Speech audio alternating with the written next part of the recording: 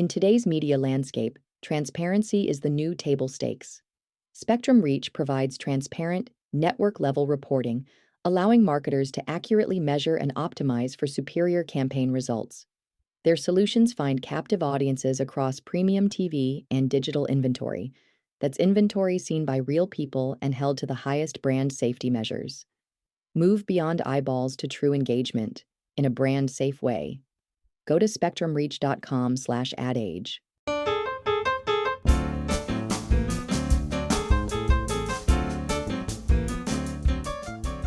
For Heaven Hill Brands, it's time to dance.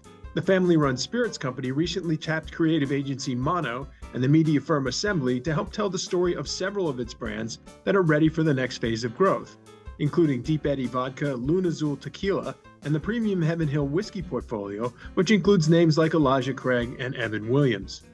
Matt Blevins, Chief Marketing Officer of Heaven Hill, explains why on this episode of The Marketer's Brief, our weekly discussion of marketing news and trends that have the industry buzzing. For Heaven Hill, the timing is right. Spirits may have come off their pandemic high, but tequila and American whiskey are still driving growth, powered by consumers that are drinking less but drinking better. Heaven Hill is betting the premiumization and cultural storytelling will keep its brands in the spotlight. And it's not worried about Gen Z.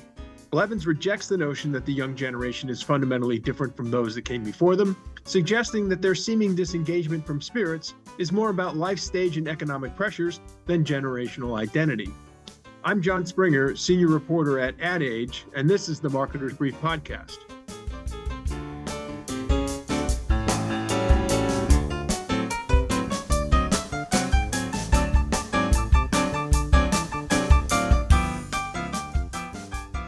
Matt Blevins of Heaven Hill, welcome to the Marketer's Brief podcast. Thank you for having me, John. Delighted to be here. Thanks, Matt. So let's talk a little bit about you and how you got to Heaven Hill. I know you were with Jack Daniels for a long time. I was. I've spent 20 plus years now in the spirits industry across a couple of different producers of distilled spirits, and spent a long time on the Jack Daniels brand, and then now came to Heaven Hill about 3 years ago, and really a natural evolution of my career and the ability to come to a company with a rich history and a lot of great brands. So been doing that for 3 years and love the industry and love the company. What can you bring from maybe a larger company to a company like Heaven Hill? Yeah, I mean, Heaven Hill is one of the larger suppliers of spirits in the U.S. market. It is a less global company, and a lot of my experience on sort of big brands and working across the global space to Heaven Hill, I think bringing some of that experience, but also it's a cross portfolio role that I have and looking across every category in the industry and really focus, as I said, mostly on the U.S. market. And, you know, we have great marketers at Heaven Hill, and for a long time, Heaven Hill has been doing really well. But I think I've just brought in, you know, maybe a new energy and the ability to sort of look at our brands as brands, and a lot of brand building activity yet to do across this portfolio. So it's different, but also very familiar in that this industry operates pretty similarly across all of the brands.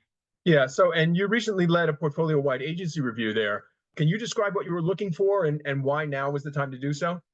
Yeah, I mean, it was sort of time in that we have a really broad portfolio that spans all segments of the industry and in the spirit side of the beverage alcohol business. And when you have that, you know, brands are at different life cycles, they're at different stages of development. And we had a whole collection of brands that were really ripe for partnership with an agency. And I always sort of described it as some brands sometimes need a dance partner with an agency partner. And it was time to sort of put that collection of brands together. It's not the entirety of our portfolio, but a very significant portion of our business. Put that together and find that new partner that could work with us, again, bring us some new energy. And we have brands that are really, you know, scaling and ready to grow and needed that partnership. A lot of times I think there's a lot of value from the outside in working together. So that sparked the review, and we were delighted to find Mono. Yeah, you landed on Mono and Assembly for Media. Why were they the right guys? Yeah, I mean, I think it goes to what we were looking for, a little bit of who we are. Mono is founder-led and sort of this blend of being on the smaller side, but with all of the resources of a larger agency. And we think of ourselves the same way. We're one of the biggest of the smaller suppliers in the industry, and that match really worked well. We are founder led, and the founding family of Heaven Hill still leads the company, and that was a nice connection. But then it really comes down to people and finding that chemistry. And we really believed in both Mono and Assembly's ability to help us leverage their simplicity mantra across what is a very complex portfolio. So far, it's been just a great match, and we're really delighted to be working with them. How soon would we see some results of this collaboration? Yeah, I mean, it won't take long. We're in the thick of it already. Obviously, there's a lot of onboarding to do, but we have brands that don't sleep at night. Everything is active all the time, and we've already put them to work quite quickly. So brands like Deep Eddy Vodka, Luna Azul Tequila, one of the fastest growing tequilas in the industry, our Heaven Hill whiskey portfolio, which obviously is our namesake and very premium, super premium whiskey portfolio. That work is ongoing, and it's both above and below the line efforts, and it starts with strategy and great strategic work. And I would expect in the next 6 to 9 months, the fruits of that labor will be out in the world. And that'd be something that'll be easy to find? Oh yeah, I hope so. I hope we will both tout it and be very proud of it, and also put it to work for us as people continue to discover these brands and see it in stores and in media. So before we hear more about the particulars of the portfolio, the industry overall, we get kind of mixed reports on that. How would you assess how the spirits industry is doing, and what are the factors that are weighing on it? Yeah, I mean, it is. It's a fraught time in the industry overall, and I have to caveat that by saying, there's so many headlines that can paint with a very broad brush. Everything from people who are not drinking anymore to, the impacts of the new generations to the problems across the industry. When you dig deeper and you separate out beer and wine and spirits as three distinct segments, the picture is a little bit different by those different categories. We believe that spirits, by and large, while coming off of historic years of the COVID environment, not surprising. I think you can talk to pretty much anyone and they'll talk about they didn't have a lot to do, and there was a lot of downtime, and that created a lot of new occasions. And there was some good exploration, people becoming at-home mixologists, really exploring the spirits category. Those were historic years, and we are now coming off of that. But by and large, spirits actually is holding up pretty well. It's in growth if you include the spirit-based RTD segment. So I view that as a really positive thing for the spirits portion of the industry where we play. It is a little tougher in wine and beer, where I think some of those trends are taking hold a little bit more. But yeah, by and large, I feel like we are holding up, and the same factors that were driving us going into COVID are driving us as we come out. And that is generally things like premiumization continues to be strong, and spirits, the authenticity of the category, the discovery of the products. There's a lot of stories to tell. And that, by and large, is holding up, even as we come off of a very historic cycle in the industry. Did you notice coming out of COVID that the categories got juggled a little bit? And did certain categories do better than others? And do you still see those effects today? For sure. I think there was probably the two leading categories in the spirits industry are tequila and whiskey. American whiskey continues to be a large and premium category. I think that is a multi-decade now boom of discovery of American whiskey, going back to the cocktail culture of the early 2000s that drove us into discovery and rediscovery, really, of the authenticity of American whiskey. What has changed maybe in the last decade is the growth and discovery of tequila. Also a very fascinating category, well made, lots of stories to tell about agave and the harvesting of it. We obviously have, a multicultural society, and our friends in Mexico, where we import tequila from, there is a lot of stories, rich history and stories around the making of tequila. So that agave portfolio, I think during COVID was a big discovery element for consumers. So those two categories continue to be sort of 1A in driving growth in the spirits industry. There are pockets of growth in things like gin and mostly on the premium and ultra premium side, as that consumers continue to look to drink less for sure, but drink better. And the drinking less can sort of impact other categories as well, such as maybe not drinking as much beer and maybe more spirits. Okay. With that, we're going to take a short break, but don't go anywhere. We'll be back and talk about how Gen Z is approaching the spirits world.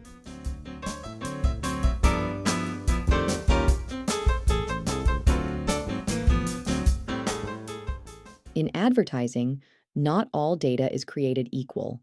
Spectrum Reach's advertising solutions harness unrivaled first-party data to reach marketers' best potential customers across screens and platforms, both in the Spectrum Reach footprint and beyond. Spectrum Reach provides addressable match rates at 95%, while the industry benchmark is 60%. Accurate, high-fidelity data leads to greater ROI. Go to spectrumreach.com/adage today.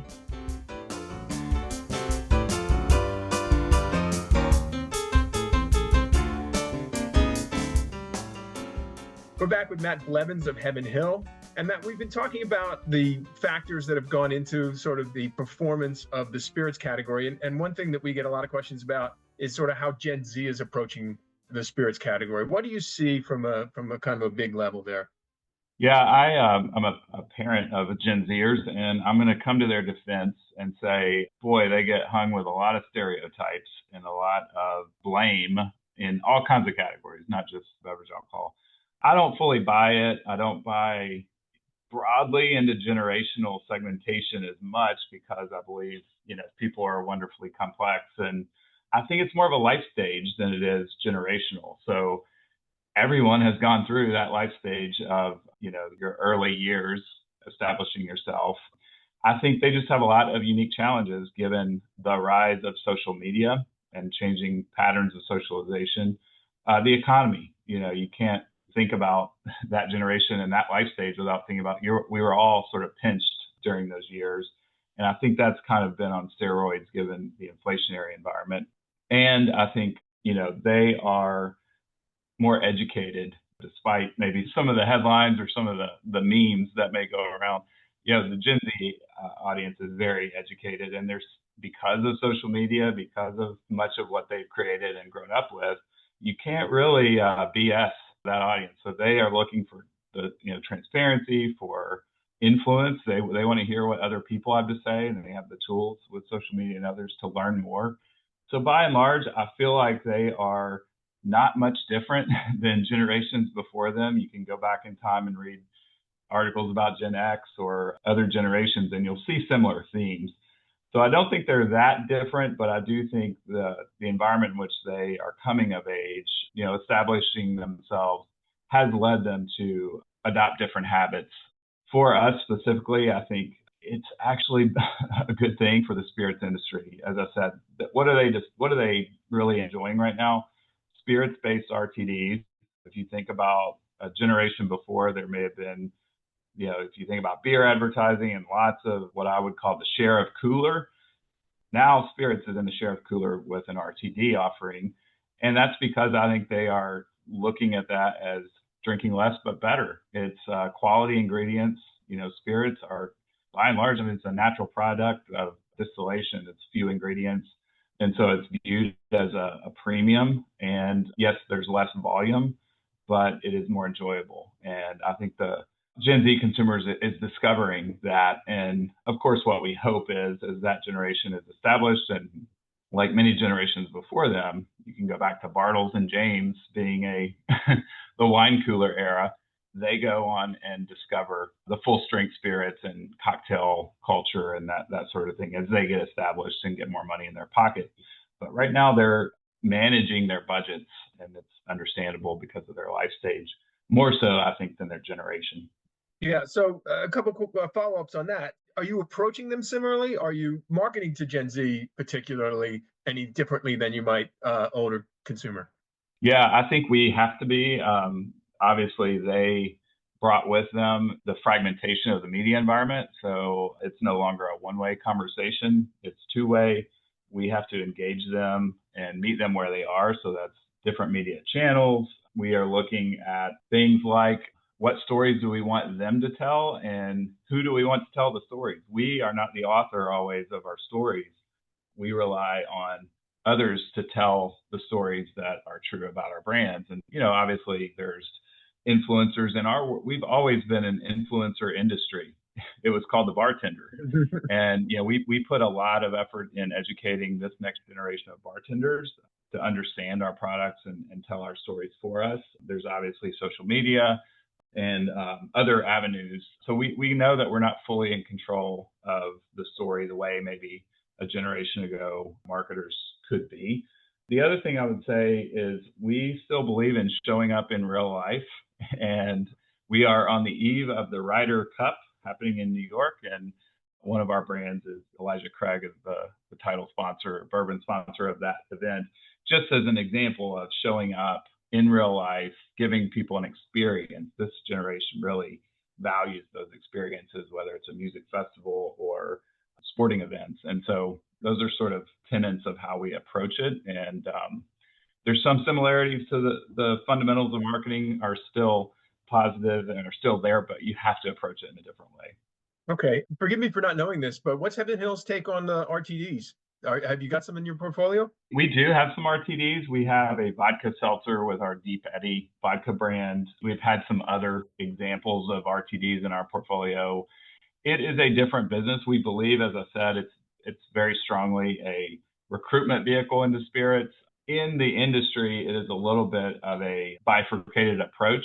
It's a scale business. So, we are not a canning distillery. We have distilleries, but we don't have canning facilities.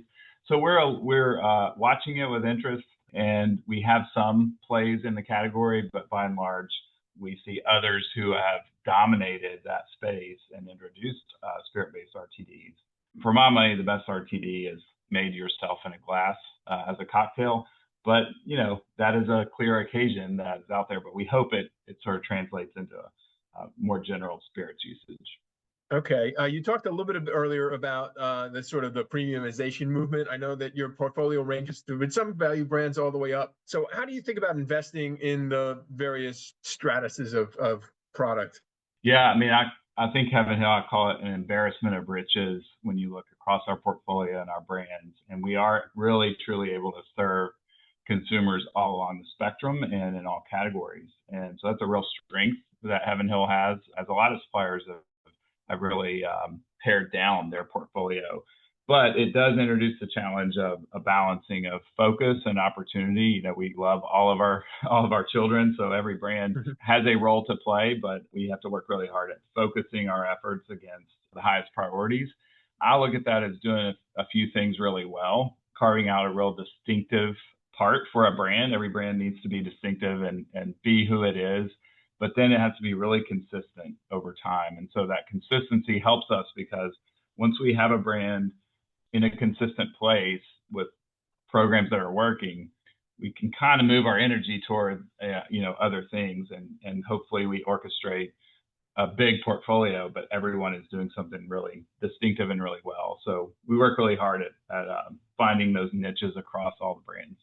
Okay. As you look out at the world and see other brands, spirits brands or other brands, anything that kind of captures your attention and you admire particularly?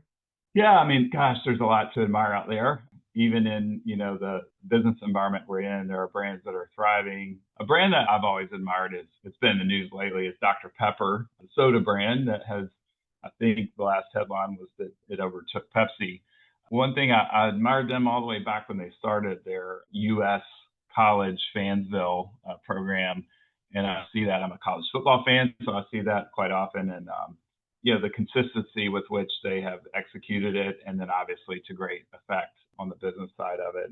Red Bull, similarly, big brand, but just dead consistent in all that they do. And most consumers can probably repeat to you that Red Bull gives you wings, and all the associations that they built through their marketing. So two big brands I admire.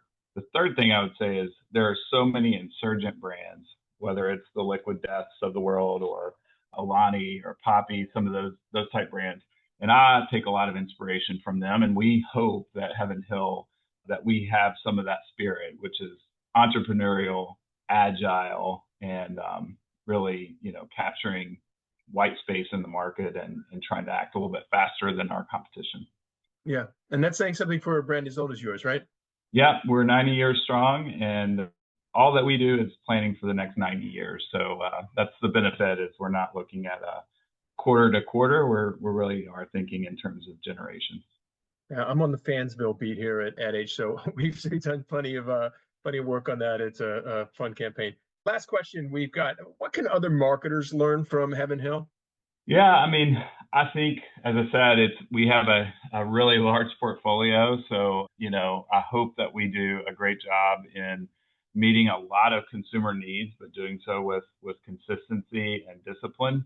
I hope that even regardless of where you are, that you have the luxury of thinking beyond a quarter and thinking long term, because I think brands and great brands really demand that sort of long orientation in how you're thinking about building those brands. And then, spirits in general, I mean, we are in culture. I think spirits exists where people socialize. It's a culture of food. And so it's fast moving in that way, but we're really an historic category. We've been around since ancient man in some ways. And so striking that balance between consistency and agility of movement of culture, consistent reinvention of brands is something that we really strive to do. Okay, great. Matt Blevins, CMO of Heaven Hill, thanks so much for coming by. John, thank you. It was a pleasure.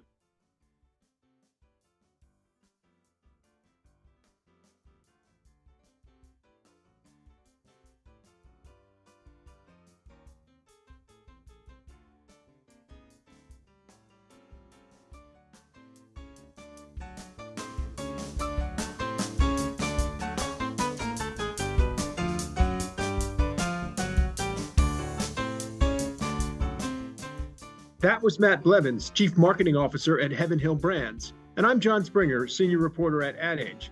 I'd like to thank our producer, Lauren Chiardio, and remind you that you can subscribe to The Marketer's Brief wherever you get your podcasts. That's all for this week. We'll see you next time. Marketer's Brief listeners get $40 off an adage.com subscription. Sharpen your marketing edge and visit adage.com/brief for your discount.